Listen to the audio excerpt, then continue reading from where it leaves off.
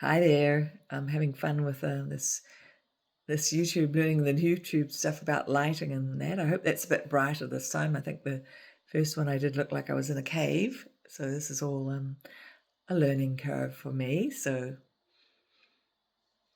love and light as we learn and grow. I just was thinking about how they say, there's only love or fear, and what about if in our I'm just trying to think how to say this. I have all the words in my head, and then it's trying to get them into words, articulate them, so other people can understand what I'm thinking about. Um, there's only love and light. So if it's love or fear. And what if the fear is what causes all the suffering? So the fear is all those lower vibrations of, well, sadness and um, disappointment, anger, all of those things. What if that is love turned inside out? So that makes it a lower vibration. And the love is things like joy and grace and beauty and peace and harmony.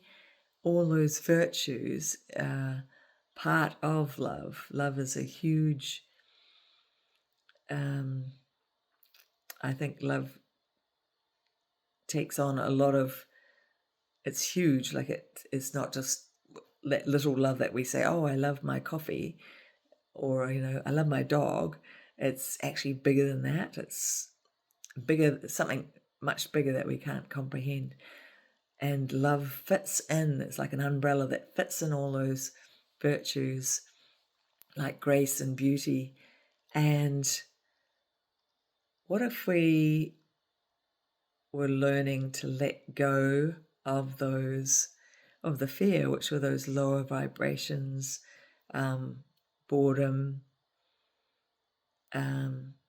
anger. I'm just trying to think what they are. But like the tyrannies of the mind that change love into something that it's not. So I'm kind of thinking that love is all that there is, but when we see it distorted through a distorted lens, then it turns into fear. It turns inside out into fear. So there's really only love here, but we call it fear, but that's love as well. But the fear is love turned inside out. So it's disguised. It is love, but it's disguised as something else. So if we can let that go, just let that go.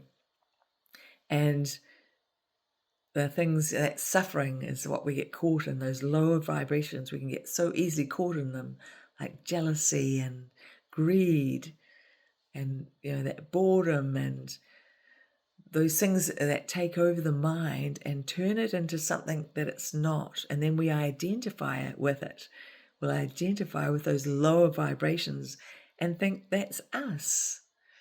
However, that's the illusion, and this part of the suffering is getting caught in that trap of feeling, of identifying with them and feeling that is us, and that's what makes us feel small and separate. But the practice for me anyway is to let go of those lower vibrations and not let them have such a grip on my mind. And this is, to me, keeping it open. That's what it means by keeping your mind open. It's keeping it open to the new possibilities, that fear isn't the only thing here, that there could be something else here when it takes over us, when it has that grip on me. I like to keep my mind open and see if I can turn it round instead of like how I'm quite maybe I'm angry because someone's cut me off in traffic, and it's like, oh, I'm in a hurry and I wanted to go there, and I get angry. And instead of being angry, I can turn it around and say, well, maybe they were in a hurry too. Maybe they had to get to a hospital appointment or something. Or maybe the kids are sick at home, or the dog needs letting out, or something that I haven't thought of that makes them cut across in front of me. There must have been something on their mind, and obviously it wasn't me because they didn't see me. But I can turn it around into something else. So that's what I practice, turning that fear or the tyrannies of the mind, turning those around and saying, okay, well, instead of getting angry, could there have been other possibilities? And keeping that mind open, and then also not identifying with the fear. So if I am angry, I don't say, I am angry. I say, I feel anger arising. Isn't that interesting? And that helps to keep the mind open.